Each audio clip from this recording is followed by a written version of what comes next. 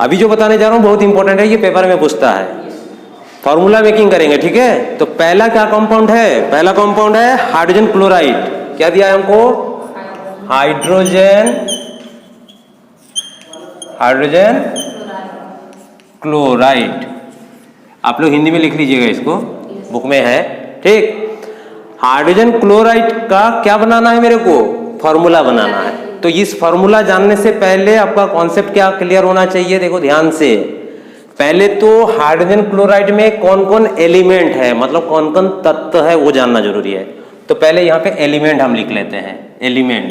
Element को हिंदी में क्या बोलते हैं? तत्व। क्या बोलते हैं? तत्व। हाइड्रोजन क्लोराइड में ध्यान से देखो, हाइड्रोजन बोल रहा है मतलब H तो है, तो एलिमेंट में कौन है? एक हाइड्रोजन है। क्लोराइड बोल रहा है मतलब कौन है? Cl है। बात समझ में आ गया? तो पहला हाइड्रोजन क्लोराइड में कौन कौन तत्व है वो क्लियर होना बहुत जरूरी है। तो कौन कौन तत्व है इसमें? हाइड्रोजन और क्लोरीन। क्लियर हो गया? इसके बाद फॉर्मूला इसका बनाने के लिए हमको इसकी वैलेंसी पता होना चाहिए। क्या पता होना चाहिए? वैलेंसी। तो हाइड्रोजन की वैलेंसी और क्लोरीन की वैलेंसी कितना होगा? तो इसकी वैलेंसी 1 होता है, इसका भी कितना होता है? 1 होता है। अब 1 कैसे हो रहा है उसको मैं थोड़ा सा एक्सप्लेन कर रहा हूं, ध्यान से देखो। हाइड्रोजन का एटॉमिक नंबर कितना होता है? अभी हमने बताए थे हाइड्रोजन का एटॉमिक नंबर जो है, मैंने शॉर्ट में लिख दे रहा हूं। एटॉमिक नंबर कितना होता है हाइड्रोजन का? 1। तो 1 होगा तो इसकी इलेक्ट्रॉनिक कॉन्फ़िगरेशन मैंने शॉर्ट में लिखा यहाँ पे, इलेक्ट्रॉन विन्यास जिसको हिंदी में कहते हैं। एटॉमिक नंबर को परमाणु संख्या, हिंदी में यहाँ पे क्या लिखिएगा? परमाणु संख्या। और इलेक्ट्रॉनिक कॉन्फ़िगरेशन में क्या लिखिएगा? इलेक्ट्रॉन विन्यास, ठीक। तो एक इलेक्ट्रॉन है तो पहला कोश में कितने इलेक्ट्रॉन जाएंगे? 1। आप क्लोरीन का कितना होता है एटॉमिक नंबर? 17। अब इसका इलेक्ट्रॉनिक विन्यास के लिए आप थोड़ा सा ध्यान में रखिए कि इस हिसाब से फिलअप होंगे 2, 8, 8, 18, 18, 32, इस हिसाब से फिलअप होंगे, ठीक है।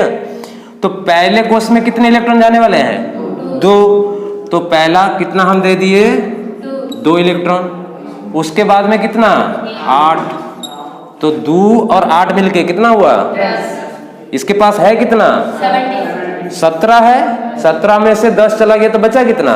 7। तो बाहरी कोश में कितने इलेक्ट्रॉन हो गया? 7। अभी हमने इसकी जो वैलेंसी निकालने की तरीका क्या बोला?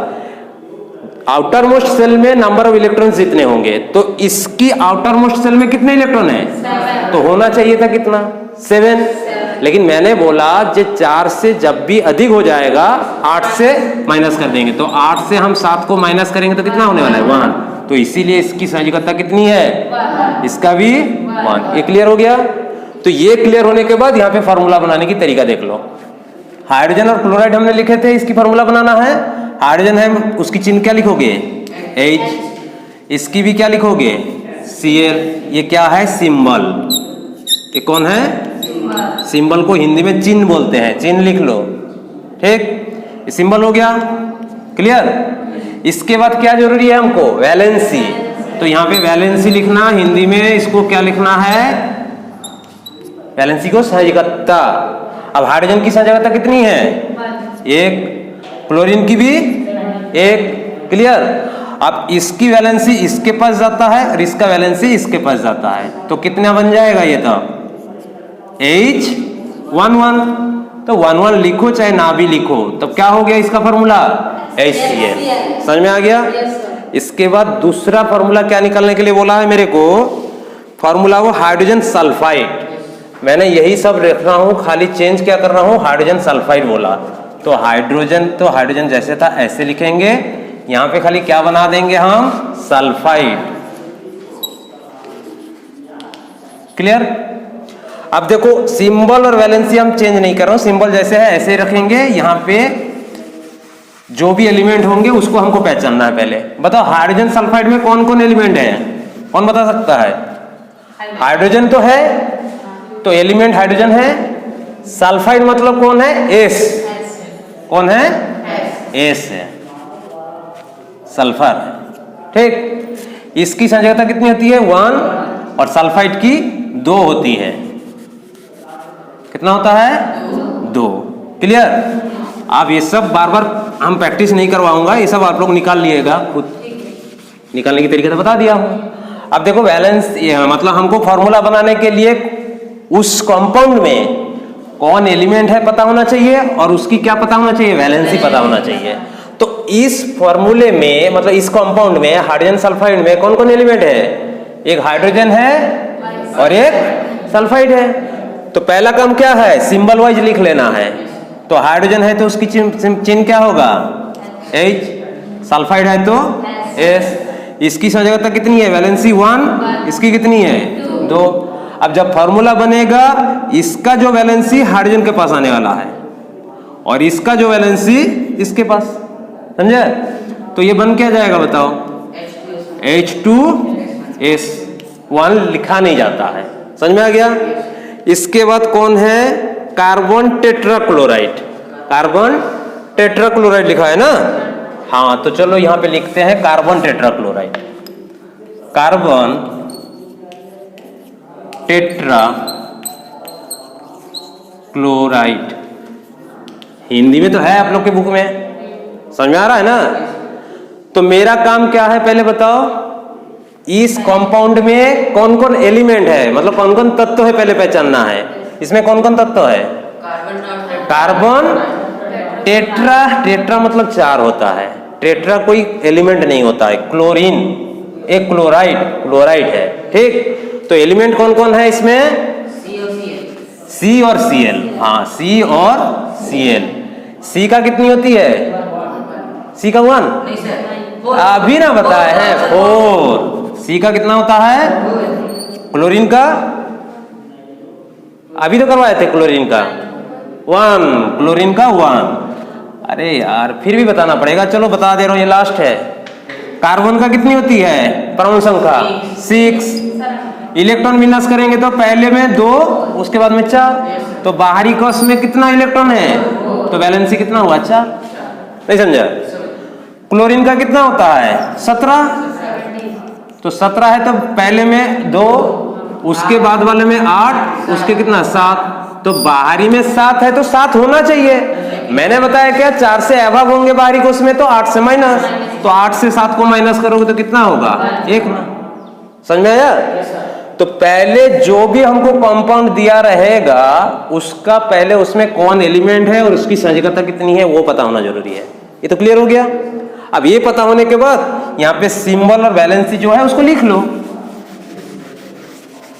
एलिमेंट कौन था, कार्बन, कार्बन की चिन्ह क्या होगा C, क्लोरीन का क्लोराइड का Cl। ये समझ में आ गया। अब कार्बन की वैलेंसी कितनी है 4 और इसकी वैलेंसी 1। तो कार्बन किसका वैलेंसी को लेगा, क्लोरीन का, और क्लोरीन कार्बन का। तो बन जाएगा क्या बताओ, CCl4। यही है कार्बन टेट्राक्लोराइड का फॉर्मूला। नहीं समझ में आया, आ गया। इसके बाद आपका क्या है, मैग्नीशियम क्लोराइड। इसके बाद कौन सी फॉर्मूला दिया है हमको, मैग्नीशियम क्लोराइड। मैग्नीशियम क्लोराइड समझ में आ रहा है ना।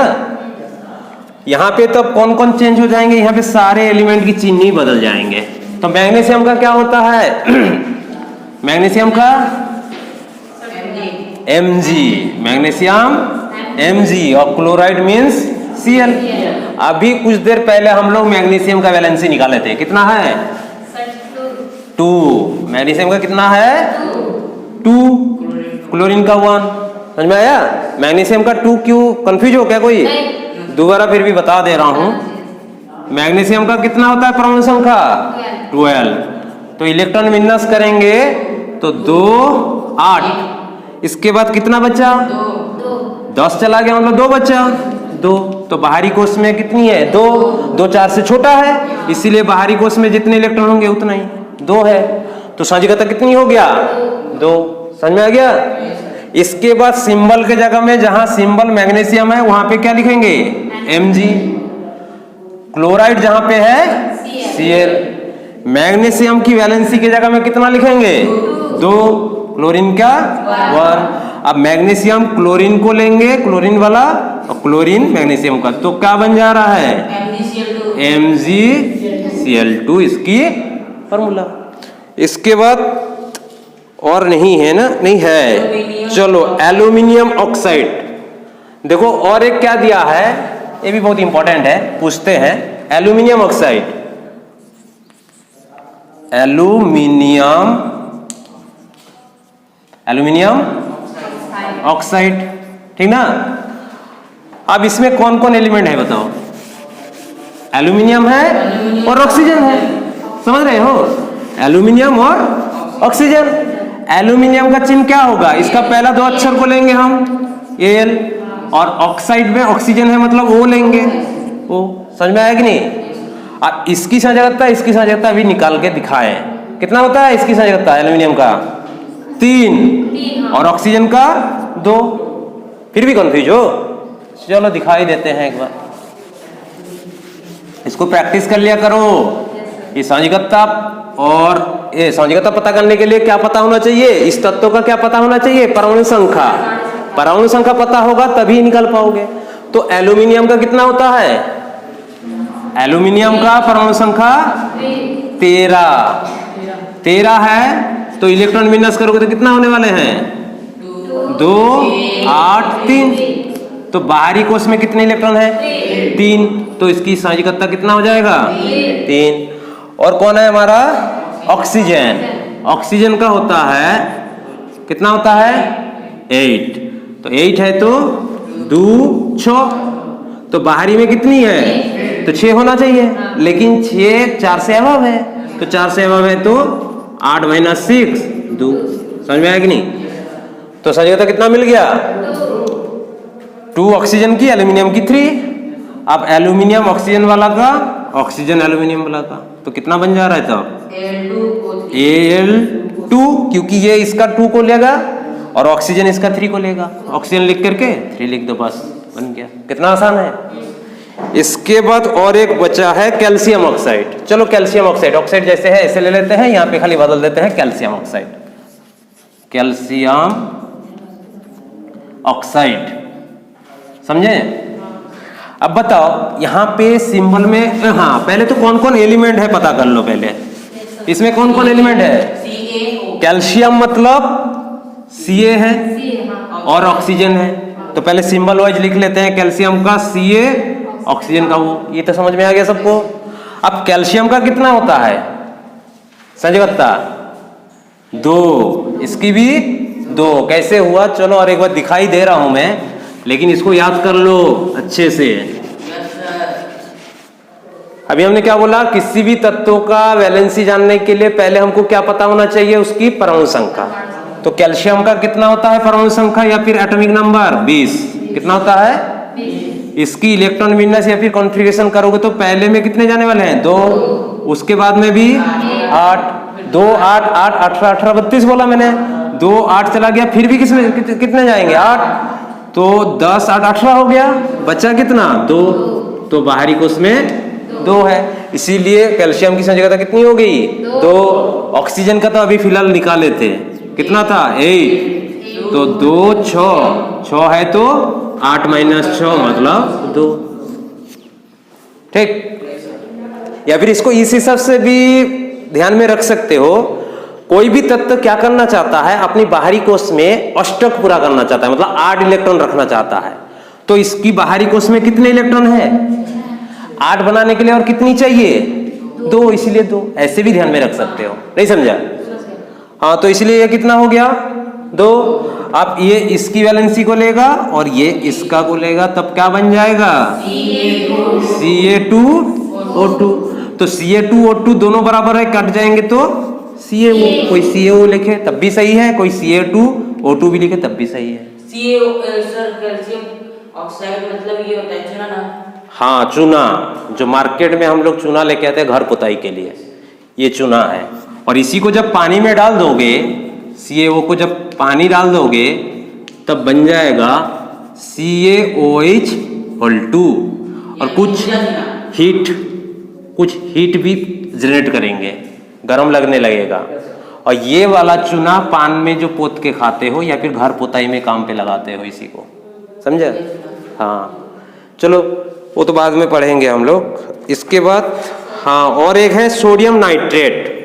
सोडियम नाइट्रेट है, चलो इसको जान लेते हैं। सोडियम नाइट्रेट इंपॉर्टेंट है।